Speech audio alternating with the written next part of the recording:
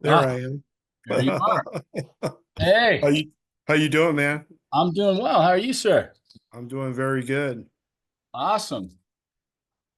Welcome. I didn't get a chance to do my intro, so welcome to another episode of Raise the Bar, the Sky High and Fly Jump Lab podcast. I'm your host, Troy Haynes, and tonight I have a special guest, an old friend and an old teammate of mine.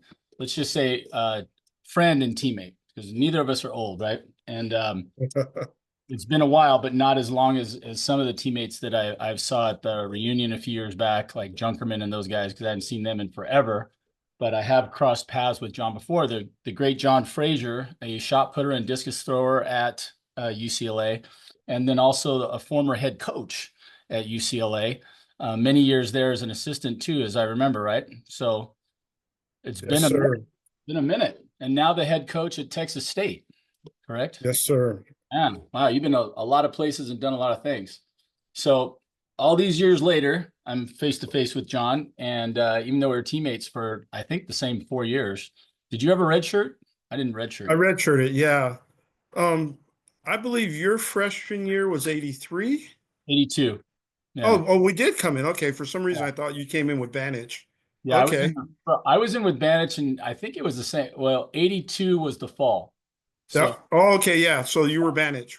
yeah, Came with Bandage. I came in 81 and I competed 82 season. So I'm a year okay, ahead of you. that's right. Okay. So yeah, and then you were part of the. Now this is a definite, a little bit of a aside for us because we're usually jump oriented, but you still apply very well to my world, John, because one of the great gifts that I was given in going to UCLA was meeting so many great athletes and coaches in their respective, areas, but also just getting that to use that great weight room and getting a lot stronger and more explosive and powerful through that. And then you guys were just legendary, but John Frazier was part of the Art Venegas throwing crew. And I don't really know all of Art's history, I'm sure, as well as you do. I don't know how long he was there and all that, but all I know is he was there when I got there, and you were there, and John Brenner was there. And like you said, the famous Jim Banich came in there, and I mean, just thrower after thrower after thrower. And you guys are just amazing. And I have some stories in mind, but I want to hear your stories. So uh, tell us a little bit about you, John, growing up. Where were you from originally? Because I know you're in Texas now, but I don't think you were from Texas. So just give Yeah, us. I grew up in Lancaster, California. Went to Antelope Valley High School, and I was a California state champion in the shot put. Awesome. Grew up a Trojan fan. Oh, Realized at the time the Trojans didn't have anyone coaching the throws. They had the great Ken Matsuda, right. and I cannot remember their head coach's name that was there at the time, but I knew Ken was considered their throws coach. Mm-hmm. But Art started recruiting me originally for Long Beach State. Okay. And midway through the recruitment, he goes, "Hey, I'm going to be leaving. I'm going to be either at UCLA, USC, or Arizona State." Wow. And, he convinced me that wherever he ended up, probably either I was a California guy. I knew I was going to stay in California. Right. So lo and behold, I was Art's first high school recruit to UCLA. And then Art had lured Brenner back to UCLA, who originally was there, had some academic issues, went back, got his grades up, and then came back to UCLA and had the great career that he had. Where was John going at that where did he go? Where did he come back from? He went to Long Beach City College, and got his AA degree, and then went back to UCLA. Okay. Wow, there were so many athletes that went through Long Beach. It was amazing. From Yeah, from Brenner to Steve Tully, great pole vaulter. Dwight Stones, maybe did Nice. he? Or Dwight was went he to at Long Long Beach Beach State? State. He went to Long Beach Okay, State. Yeah, but Long Beach City was one of the perennial, junior college powers. It was either Long Beach State or Long Beach City or Riverside, right? So because they had that thing forever with the guy that used to be at UTEP that went there. And Ted Banks. Yeah, Banks, right, right. Now he was a guy I couldn't remember the other day. I was talking to somebody about that. I think it was Banks, and then it was, Coach Alice, and Alice ended up jumping from there, springboarding to SC finally, and turning them into a power. Because all I remember about our years, like you said, is that I don't even remember their head coach's name, and we beat them like a drum every year. When they came into to Drake Stadium, or we went there, it wasn't even a contest. We never lost to them. Right? You or me both. Yeah, I Yeah. proudly tell everybody that we were always busy stomping on SC. So now Art, I didn't know that Art started. He was at Long Beach State, and then he was going to bounce. Definitely a step up. Now Long Beach State's claim to fame was winning that one national title, but they got Dwight Stones and they got a bunch of others to come in. I think it was almost like the year the 49ers bought Deion Sanders. It was like one of those years where they just loaded up on all the high price free agents and won a title. Because they're not known as a perennial track and field power, for sure. But so you won the state in the shot. And then did you play football as well, John? Yeah, I played football in high school. Thought I was gonna go that route. Then during the recruiting process, everybody told me I was too short. Right. And I would have probably been recruited as an athlete because they played me everywhere. So they said I didn't have a proven position. Right. Ran a 4.5 40. I was very, very fast. And but the good thing for me is I'm really happy I chose the track and field route. I enjoy the individualism of track and field, and I like the team aspect of track and field as well, which you and I had that opportunity to learn really well within our time at UCLA. Absolutely. Yeah.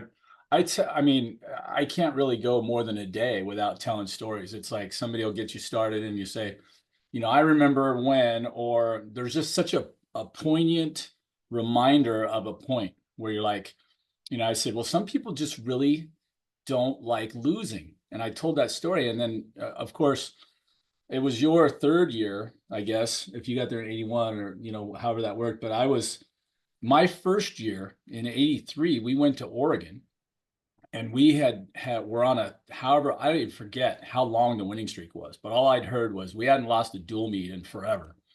And so we go up to Oregon, and I know that Bush he was a little clenched, he was feeling uptight because he knew they were good. He knew they were at home, right? And we go up there, but we had Del Davis, we had Lee Balkin, we had John, Brenner, we had all these great athletes, and it was going to be quite a show, And so we went up there, and of course, Oregon brought their weather, which was gray and dismal the day before, and then the next day was worse when we woke up and went out there. And so long story short, they kind of took it to us, and we didn't perform very well anywhere across the board that I remember. And I tell people all the time about Oregon's a great atmosphere. I love Tracktown Pizza. You guys were very good about that. I remember you guys taking us, the freshmen, down and introduced us to the great Tracktown Pizza. And there's so many fun things about that trip. They kept us overnight, blah blah blah. But all I remember, man, was we lost. And when we got on the bus the next day, Coach Bush, you'd have thought he lost his firstborn male child. Like, he was not a happy camper. And, I mean, he yelled at me for wearing my sweats in the meet. And, I don't know what he said to anybody else, but I just felt like about this tall. I was like, oh no, I cost us to duel me. I was like, I wasn't even going to place. There's a funny background. There's a couple of background stories I'm going to tell you that. Again, it's been a number of years. So as a reminder, we didn't lose to Oregon by a lot. Yeah. And you remember Dale Davis was coming off of breaking the American record. Right. Lee Balkin, 7'5" kid out of high school. Yep. And Oregon's best high jumper at the time was 6'8". Yep. And Dean Krauser, the uncle of Ryan Krauser, we great threw javelin against. thrower. Yeah. And a few years ago, I did a clinic with him. And him and I were actually talking about that meet. Right. And the funny thing is, Art gives his version of Dean Krauser and Ken Flax driving up in a convertible Jeep while it's pouring rain and start yelling, "Duck weather, quack, quack, quack." And we're at the hammer. Hammer's about to start in the morning. We're sitting there shivering. And I'll never forget, Brenner had this brand new hammer. Ken Flax grabbed that hammer and took a throw with it before John did. And John was so angry. Yeah. And Ken had that knack to get in your mind, which was hilarious. But Right. then going back to the meet, yeah, Bush blasted us and specifically called out Lee and Yeah. Dale. Yeah. And going back to the Dean Krauser story, so that high jumper, he basically, between every jump, he would go to his bag and look in his bag. And Dean was telling me this. And then every jump he would make, I think he finished at 6'10". Hmm. That won the meet. Yep. And still to this day, that is one of the worst days ever weather-wise to go into Eugene since 1982 Yep. that I've been at in Eugene. So what Dean ended up telling me is between every jump, that high jumper had a picture of his third grade teacher who told him he would never amount to anything. So he Wow. would go and look at that picture, get angry, and get psyched up for his next jump. So that's how Right. we lost the dual meet to Wow. Oregon. I don't remember being that close, but then again, there's so many parts about that were like awesome. It was like I tell the kids the stories. I go, well, this is the old stadium, but they still held Olympic trials and things there, right? So they had that huge scoreboard and they had us out in that little introduction room, right? You remember that? So we're sitting out there Ballroom. and I'm just like, I'm a freshman. I don't even know how I made that travel squad. I wasn't jumping well that year at all. I had one good workout and that was enough to get me there. And I'm sitting there looking at it, and they've got their names up on the board. And they go, okay, ladies and gentlemen, here's the famous, Del Davis. He jumped 7'7" last year, blah, blah, blah. And right in the middle, the guy stops, and the crowd just goes quiet. I don't know if you remember this, but all of a sudden the guy looks up and he goes, ladies and gentlemen, is that snow? And I'm like, it's snowing. And sure enough, there's flakes coming down, and the guy goes, first call for the men's giant slalom, and everybody cracks up, right? And I'm sitting there going, "Oh my God, it's snowing at the dual meet." It was like we were done, dude. It was like California kids. We weren't tough enough to jump in the snow, Now it wasn't snowing where it started piling up or anything, but it was cold, and that was just like, oh my gosh. So there was that year. Then the very next year was even almost a repeat, right? We go up, we're competing better. The weather wasn't quite as bad, but we were leading what in the long jump, right? And we were first, second, and third. We were sweeping them. And then they went on consecutive jumps. Their guy that was fourth went first, and then the next guy went past him, and the next guy went past him. And all of a sudden they were sweeping us. And then the great Joaquin Cruz ran what the 400, the 800, and the 4x4, and just Yep, yep. kicked our butts personally. And I remember we were leading coming down the backstretch, and he ran a guy down, and the crowd was so loud that our guys couldn't hear him. And I was just like, I hate these guys. I mean, I still hate Oregon. Like I don't like them because I remember that. And then the next year, I don't know if you went to that one because this was 85. It was my junior year, but we I went was there. and the weather flipped. The day before was just as bad, looked just as bad as it usually did. And when we got up on Saturday, the sun came out, the sky cleared up, it was 85 degrees, and we beat them. We scored over 100 and beat them. And I don't think they've ever invited us back. I don't know, but that's the way I tell the story. Yeah, we went back a few times. But the funny thing about that meet, um, so Banich and I going to the meet, we were like rated first and third, Mm-hmm. and maybe first and second. So they had these two shot putters that literally had the meat of their lives. Right. And I had to come back probably in the fifth or sixth round, end up winning the meet. But the crowd was heckling Art and Mm. us. And at the end, I think Banich may have been fourth, and I was first. And then Art turned around. Remember, Art always had his umbrella. He's yelling and screaming at the crowd. Oh man. And that shows you what your own little world you're in because I was in the high jump. And I remember the year before I tell the story about energy for people because I go in 1984, which was my sophomore year, John Brenner was in the middle of one of the most unbelievable seasons anybody's ever had. I think as a collegiate shot putter, he He opened up the season against Long Beach State in their crappy little ring and threw like 68 something. And then from then on out was leading as the number one guy in the nation, number one guy in the world, right? He wins Pac-10s or, in the shot and the disc. And then he wins NC2A shot and disc. And everybody's thinking he's a shoo-in for the Olympics. And then he blew up at the Olympic trials. But that year, every time they'd go, ladies and gentlemen, we want to direct your energy down to shot put ring, where John Brenner.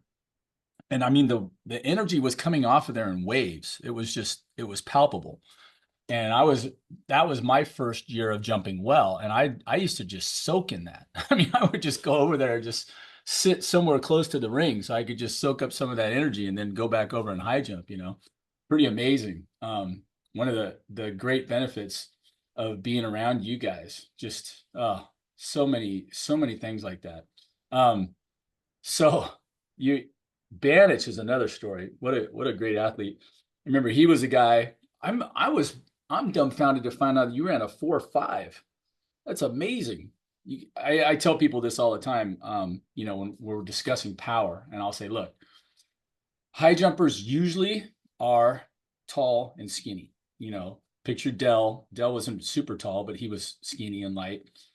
Lee Balkin, 6'4", maybe 160, dripping wet, super flexible and fast, right? He could run a quarter. I remember he could have run backup on some of the relays. And I come in there and I'm 6'3" and 180, and both him and Dell start telling me that I'm fat. I need to lose weight. I'm like, going, what? All I'd ever heard in my life was that I was too skinny to play football, right? I was 6'3" and 180 playing free safety at Millikan High School. And my mom was always worried that I'd break my neck, So I'm just like going, no, I'm not too fat. My image was always too thin. And of course, after 1 year in that weight room, I went from 6'3", 180 to 6'3", 195, so I wasn't not a light high jumper by any means. But that year I also my squats went from, maybe 220 in high school. I didn't squat a whole lot of weight to like 400.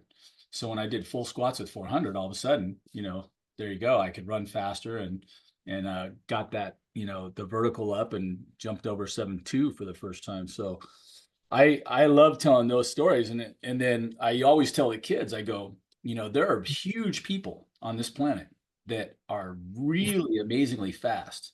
And I know they didn't work with John Smith, and I know they don't necessarily have the greatest sprint technique. I said, but when you can squat twice your own body weight and you already weigh, what did you weigh when you were throwing shot and disc at UCLA, John?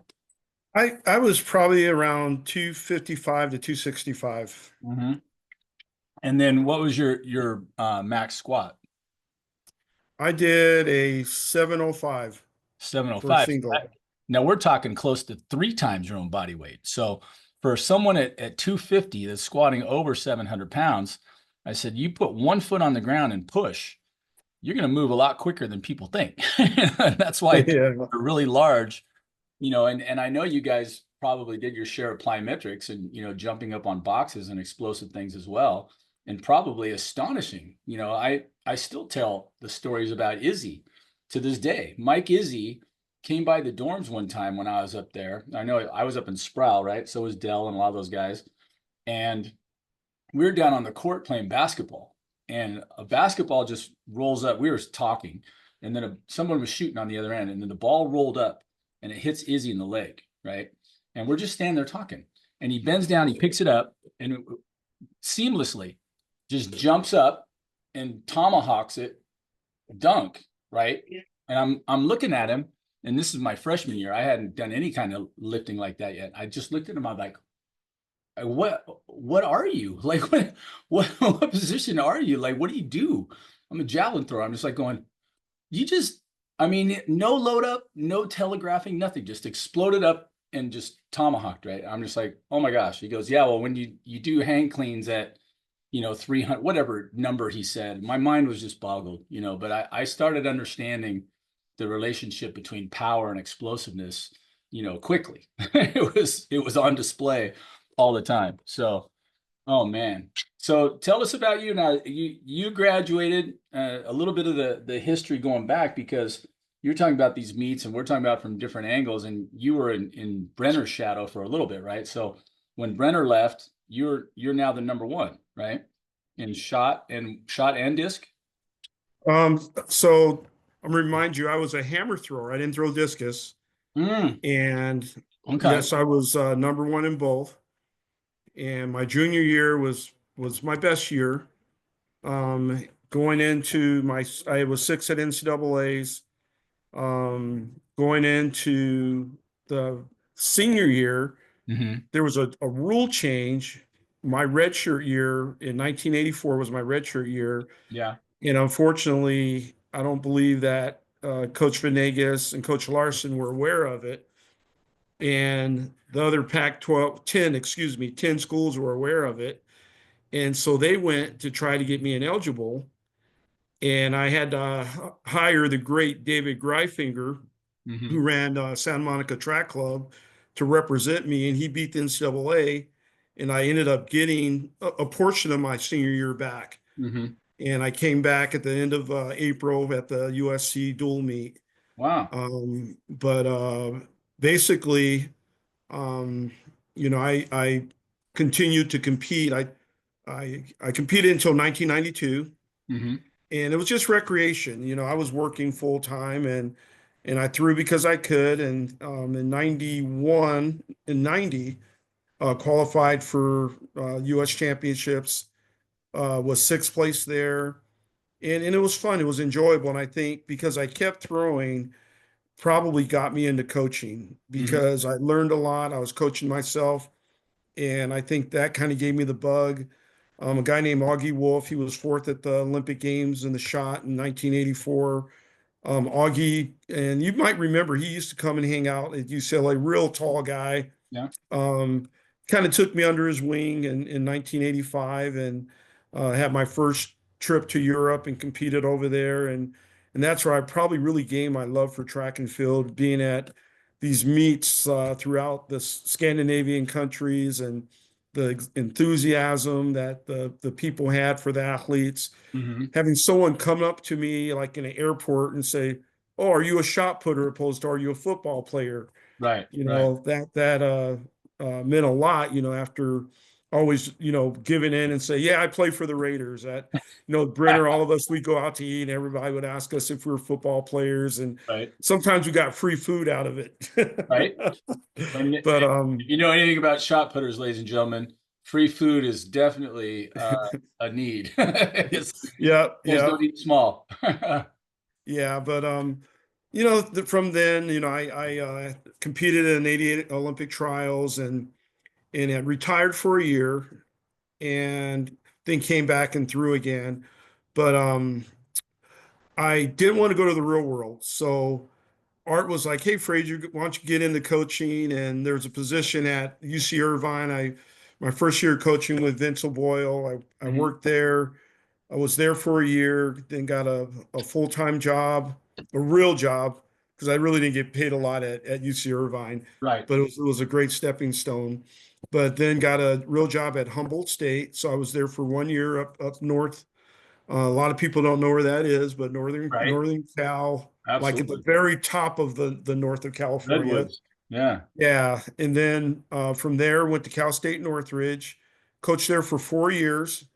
Okay. During that time, my last year, my wife and I, we ended up getting married, and I was doing like 4 or 5 jobs to survive, Sure. and I couldn't do that again. So I actually took a year off of coaching, coached a high school kid who ended up winning the California State Championship, won the junior championship. A guy named Matt Pentecost. Unfortunately, his dad, John Pentecost, passed away just a few days ago. Rest in peace, Big John. Um, then after taking that year off, I came back, coached at LA City College for a year, Okay. got Some back good into stuff. coaching. Was the following year, Don Babbitt was at Cal State LA. Don leaves Cal State LA, goes to Georgia. I replaced him. I was there for 2 years. Uh, then got my first big break at a Power Five school. Went to the University of Florida. I was there for 2 years. Again, I'm at that school. I thought, oh, this is great. I'm gonna retire, but my wife In wasn't a Florida. fan of Gainesville, Florida. So, I'm here to echo that. I just went there this year to the oh, Florida okay. Nationals. I didn't have a blast. It's actually better now than it Yep. was in terms of the town. They got a lot more things, but then I get a call from University of Arizona, and the head coach offered me a position. Before he even offered me a position, my wife already had our house on the market and says, "You're getting that job, and we're going to Arizona," A because woman of she wanted faith. to go back. Her Yeah. parents were up in age, so again, I went to Arizona. Was there for 6 years. Moved her parents there, so that was good for my wife and good for my children and to be with their grandparents. Hmm. And after the 6 years, my wife had to show me my kids are now ready to go to school. They had started school, but at the time, the school systems were not good in Right. Arizona. They're predominantly a retirement state. I know Right. now it's a lot better. I know that, there are young families there, and I talked to different ones. So I know they have a better Right. system. But I actually called JJ Clark, who's now the head coach at Stanford, who I actually worked with at Florida, and I'm like, "Oh, JJ, I have a person for you. I was going to refer a person." He goes, "John, I was just about to call you. Do you want to come work with me at Tennessee?" And I go, "No, I'm good here." And I had a great recruiting year at Arizona. My wife's sitting next to me in the car, and she's like, "You better take that interview." So I went and took my family. We went on the interview, and I was trying to find every reason to say no to the job. But what I found out was it was a great place. Only thing I didn't like was the weight room situation. Mm. But the athletic director there, Donna Thomas, goes, "Frazier, whatever you decide to do, you can do here." And went there and had a great coaching career there. Enjoyed there. My kids were raised in Knoxville, Wow. Tennessee. Great family town. Everything was within 10 to 15 minutes. And but then I get another call from Mike Maynard, who had left um, Boise State and took the head coaching job at UCLA. And again, two throws coaches, and that's where he was director of track and field and wanted me to be the head men's coach. Hmm. And so I turned it down at first. And then when I realized, you know what, I need to get my family, they all want to go back to California. And he came back, called me again. I'm like, yeah, let's do it. And 2013, the fall of 2013, I was at UCLA, 4 years as the head coach. They had a new director come in there. Maynard was released, and I was an assistant under him. And the COVID hits, Mm. and coaching in Sure. California was not fun. No. No. The restrictions, I realized it was real. I had it.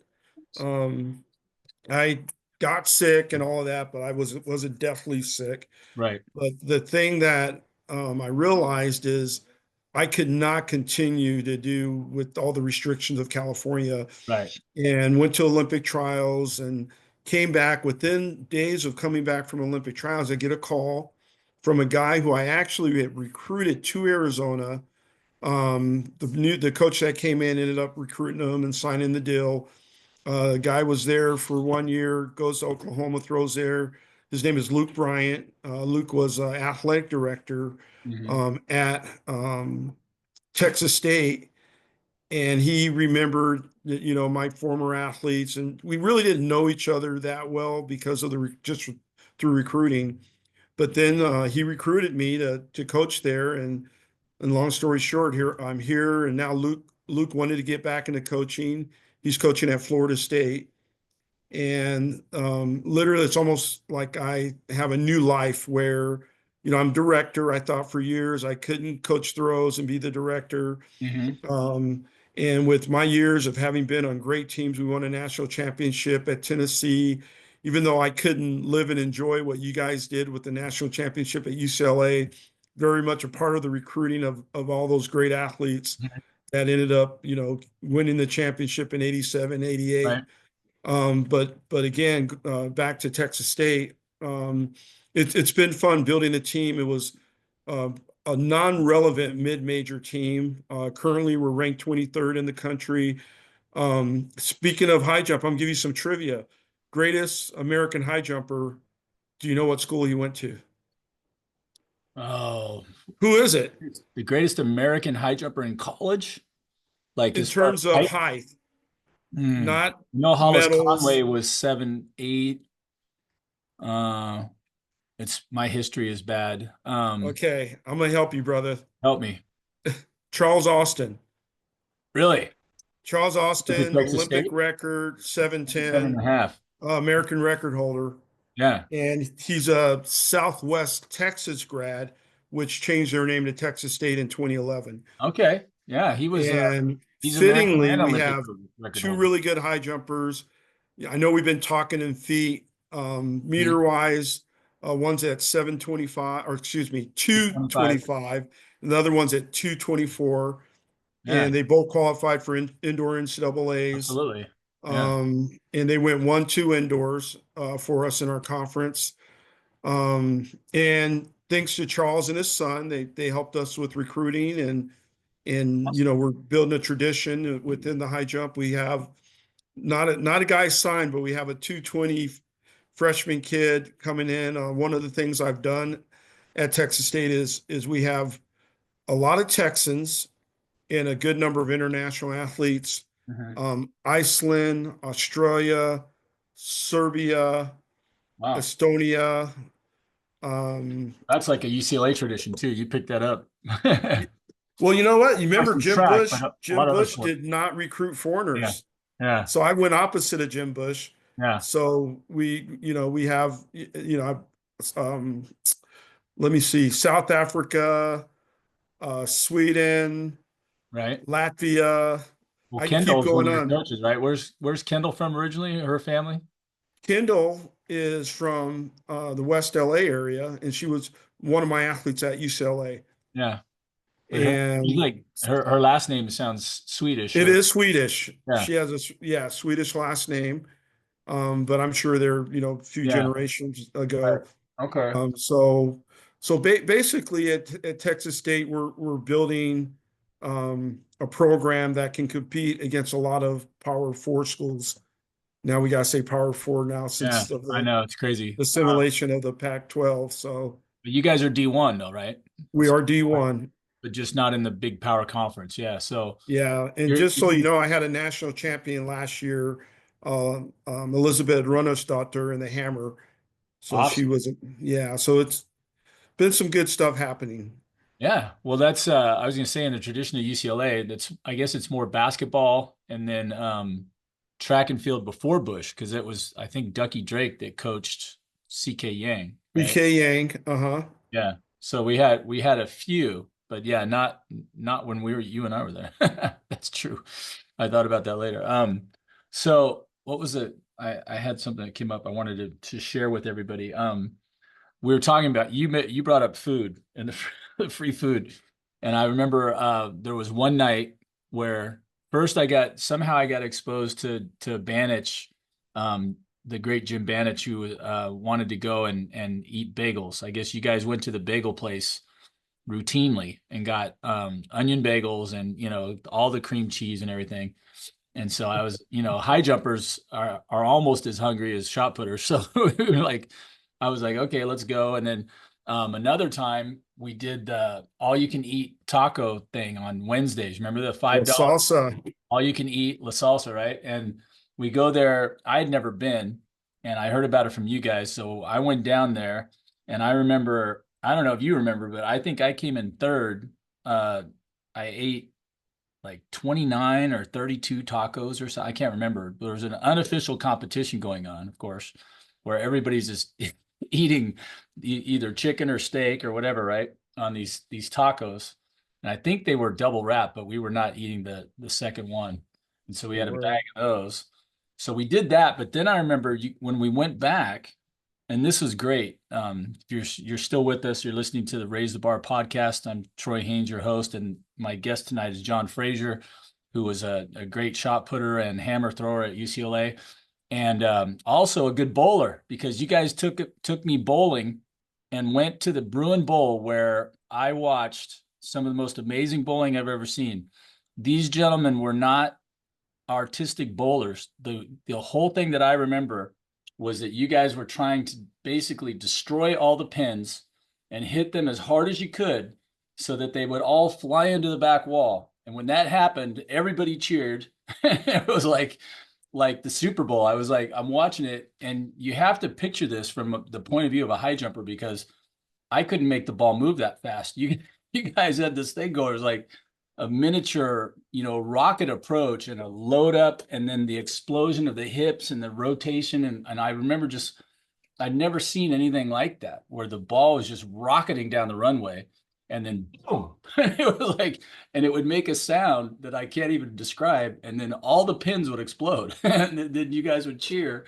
And I was like, this is crazy. I've never seen anything like that before or since. That was one of my favorite memories of the shot putters and the discus throwers. And the other thing I tell people is legendary was you guys had your own weight room.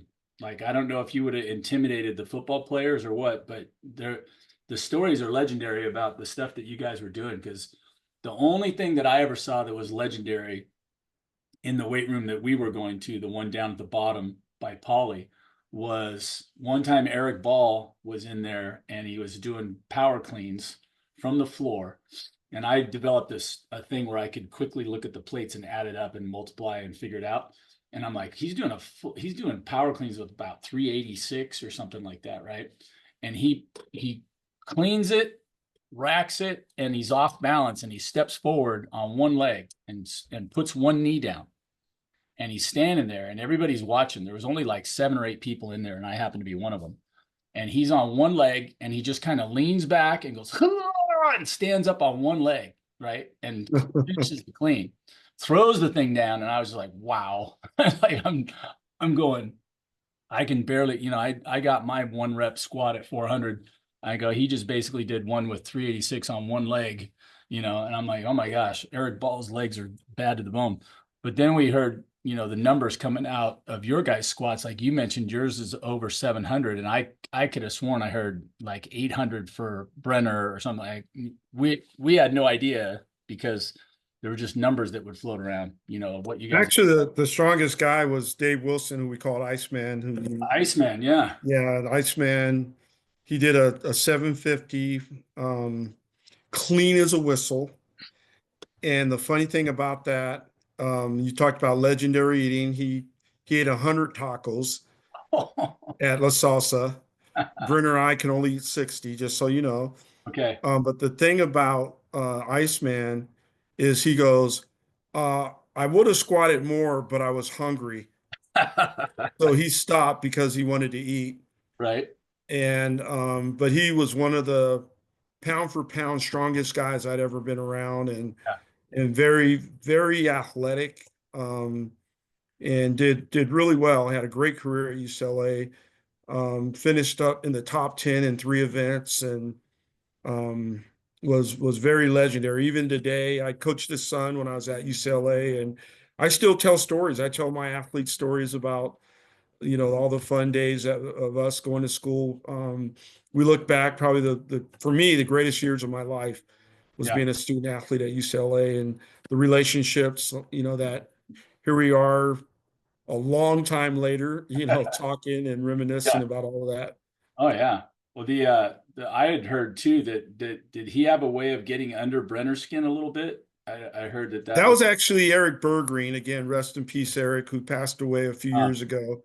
Yeah, but it was Eric Bergreen who was so hilarious. He would get under all of our skin, but we love the guy to death. Yeah. Well, NCAA champion indoors, yeah. and I want to say he won either the year before Jonathan Ogden. He had won indoor NCAA's, I believe. Wow. I don't remember Jonathan Ogden. I remember him as a football player. I don't remember him on the team. When was he on the team? Yeah, he was a few years behind us, Okay. and but I was still training and competing. I'd go up there and I would train with those guys, periodically. He's 6'8", right? He was huge. He was 6'8" or 9. He's Yeah. a big guy. He was a left tackle in the pros for years, right? Yep, yep, Hall of Famer now. Uh-huh. Everything. Yeah. Yeah. Wow. That was that's one of those positions now. It's almost like being a quarterback. Like if you're a left tackle that can move your feet, you're going to make a lot of money, and it hurts. They So want to true. protect those quarterbacks blind sides, and almost everybody's right-handed. So, wow, there's so many things in there that you start bringing up names, and I'm thinking, between you and Brenner, people out there know, that time period that are our age. I was like, right away, I was like, John Brenner? I go, I've heard that name Brenner before. Is it Hobie Brenner, right? Hobie Brenner was a tight end. He played at SC, right? So John went to the rival school because his brother played at SC and then played in the pros with the Saints for years, right? Was another great player. So you got these unbelievable pedigrees, right? These lines and families, like you said, the great, Iceman Dave Wilson, his son comes back and throws with you. What about Blue Trick? Whatever happened with Brian Blue Trick? Brian Blutrick is one of the greatest throws coaches in the world, Yeah, and he had a athlete, University of Oregon, the school you hate. Brian is coaching there, and he's had a great career. And I see him throughout periodically through the season, but he's doing well. awesome. Yeah, I haven't seen Brian in a long time, long time. The guys, we've mentioned just about everybody. We had a teammate. This brings up, sad news. I told you yesterday, but we lost Greg Stull, who was a really good pole vault coach out here. Had some unbelievable athletes, state champs, and NC2A qualifiers, and him and Curran working together must have been pretty amazing because Curran's one of the best coaches I've seen. And then I had Greg, the pleasure of having him on a podcast probably about a year ago, and we just talked and talked and talked, and he's just very technical and loves all that stuff, and was really passionate about what he was doing. And he raised his son into being a great pole vaulter, and he's a good coach. And just really sad to hear that Greg passed away from a heart attack just this weekend. So, and then we lost the great Jim Banich a few years back, and I heard about that secondhand, but I don't remember any details about that. Yeah. He Yep. Yep. he was a But great athlete. I remember playing golf. He was one of those guys. Banish was surprising too, like surprisingly athletic. Like everybody thinks of shot putters, as these big, guys, just lummox, or whatever. I don't know what people think of them, but I didn't know any different, when I got to UCLA. And then you start hearing about the backgrounds, like Blue, Banish ran the hurdles in high school, right? He was shot, disc, hurdles, this, that. I think he played football as well. And then he was a great golfer. Like I got exposed to golf by my buddy Brian Mergenthal, who was on the team with us. And mhm. we went and played. Brian was a scratch golfer. He was really good. And we would go play, and I didn't even have clubs. I'd be borrowing his clubs, and we'd just go play. And then Banich came along one time, and he was really good. I was always blown away by how athletic you guys were. You think I would learn, but after a while, I was just like, wow, this guy's really, and the more I've learned about, all of the throws is that you have to have superior coordination and balance and footwork and, all of those things wrapped into one. You can't just be, an incredible Hulk, unless, and toss the thing somewhere. It's like, it takes an amazing amount of skill to do what you guys do. I love watching it, all of it. That was the other thing about working, with you guys is I was one of those guys as an athlete that was always looking for whatever I could, and I would sit and listen to Curran. I don't know why I knew that Curran knew what he was doing, but I would listen to Curran, and I picked up stuff from the vault because I vaulted a little bit in high school. Nobody was asking me to vault at UCLA. Nobody, I tell that joke all the time. I said I must not have been very talented because nobody ever asked me to do anything else but high jump. It was like, you just go do that. We don't need you in the long jump. We don't need you in the triple jump. We got the pole vault covered. We got plenty of decathletes. So you're just free to do what you want to do. And that's something we could talk about with the new roster limits, right? But you said that probably doesn't affect you like it will some others. And but then I would listen to Art and you guys. I really came over and paid attention because I'd seen that power from that first day when Izzy jumped up and 2-footed dunked the basketball. I was like, there's something about these guys that I need to understand. And I understood quickly the whole deal about explosive power, and that was it wasn't the only thing, because I remember terms coming out of the air. I'd hear Art saying, "No, you stepped in the bucket," or you did this, or did, and I would be like, "Okay, wait, what does that mean?" Because it was fascinating. I'm watching. I think the field events are just amazing. I watched like I said, the high jump from the inside out, the pole vault, listening to Kern. I listened to all the throw stuff with you guys. The only thing I never really got to watch was the hammer, because you guys had to go somewhere else. Couldn't throw it. UCLA College. Yeah. So all that stuff was just amazing. Then listening to you, man, your adventure, you were all over the place. Yeah. I'm proud listening to your story. I find myself wishing that I had the foresight. And you talked about the same thing I did. I didn't stop competing till 92 either. And I tried to make it to the trials in 88. I graduated off the team in 86, missed the two NC2A years. So my senior year, I always tell the people the story that when I came in, they didn't think a whole lot of me. I don't know why, but I CIF champ. So what? Went to state. Okay. And at state, I came in 8th or 9th. It was a decently loaded year. There was Maurice Crumby, jumping 7.5, ended up jumping in Arizona, and John Morris was at Cal. He was there, so when I got to the state final, I remember there was like 13 of us made 6.8. It was a pretty loaded final. Mm-hmm. That was the year after Powell and Anthony Kerr and all those guys were up there jumping over 7 feet in high school.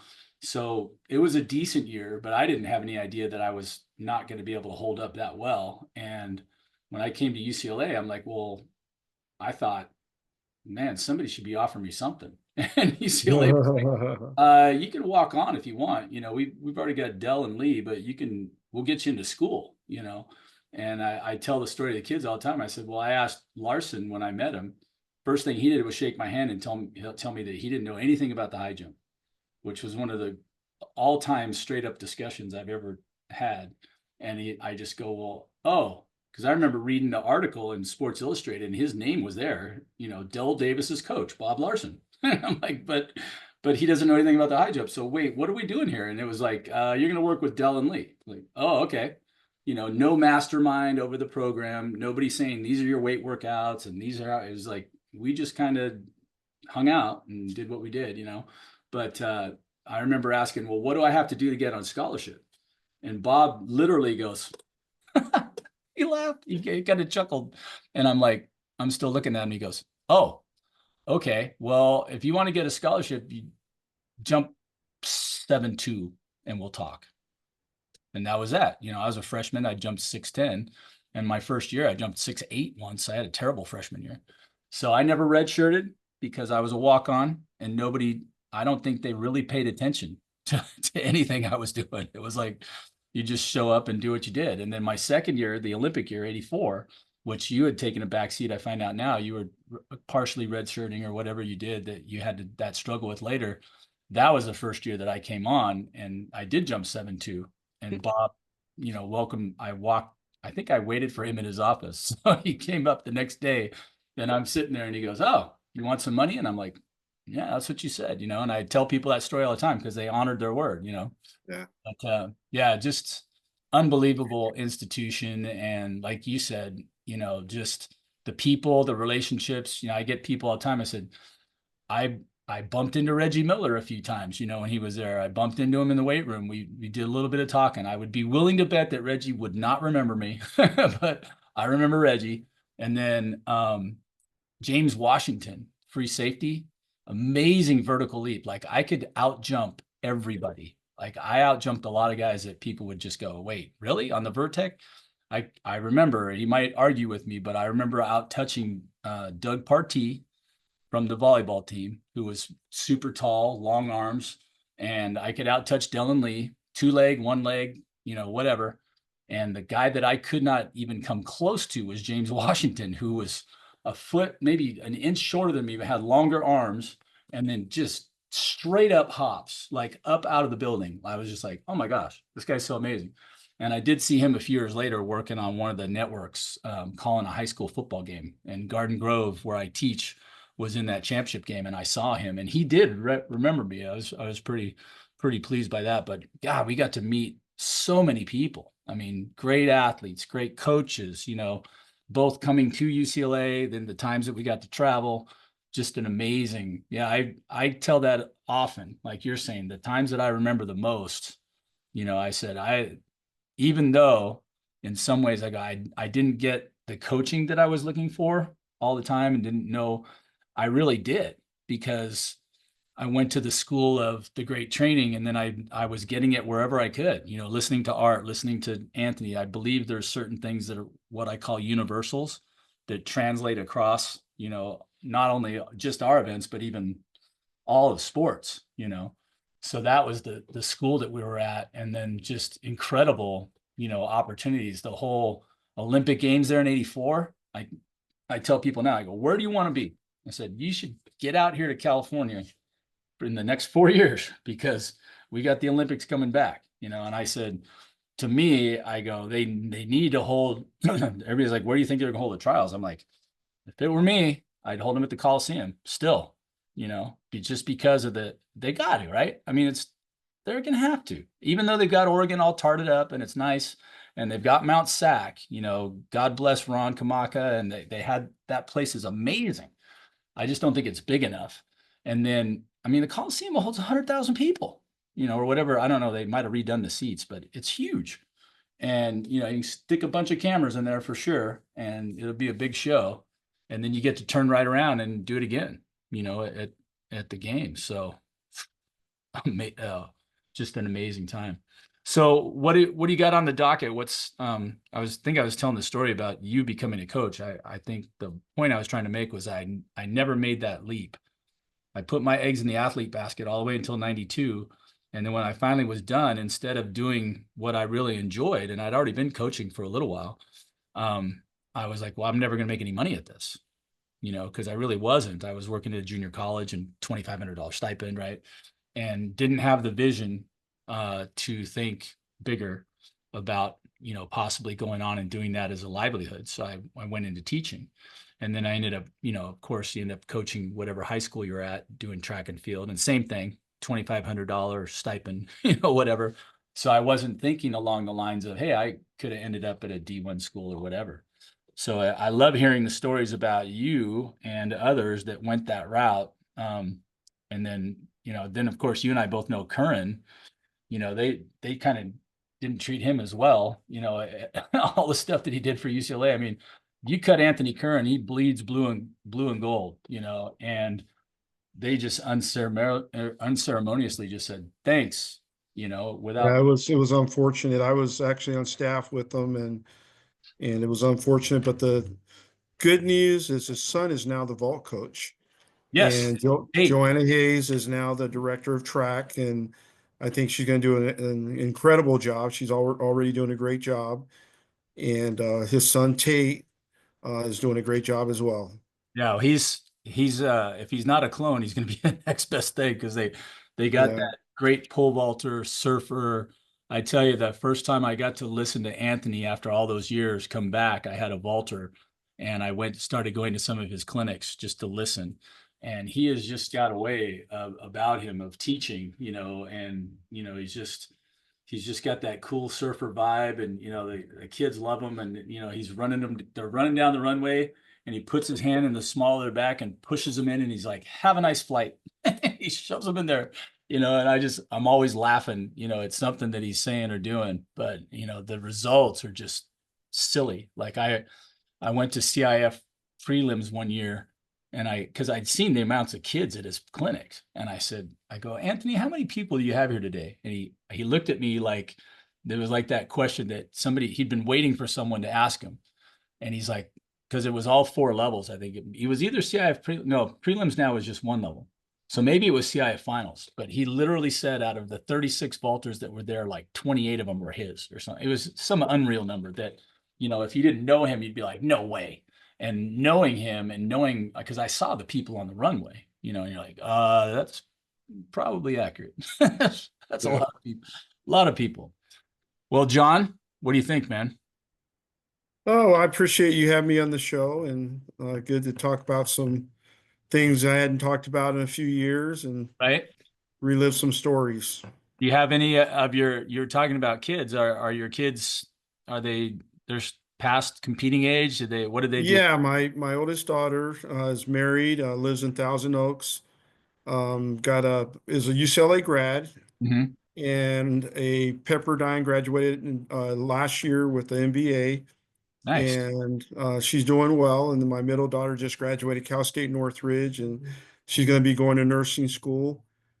Son graduated from Cal Lutheran this past fall, but now he's doing a master's program Hmm. and finishing up baseball. So that's my last kid doing athletics.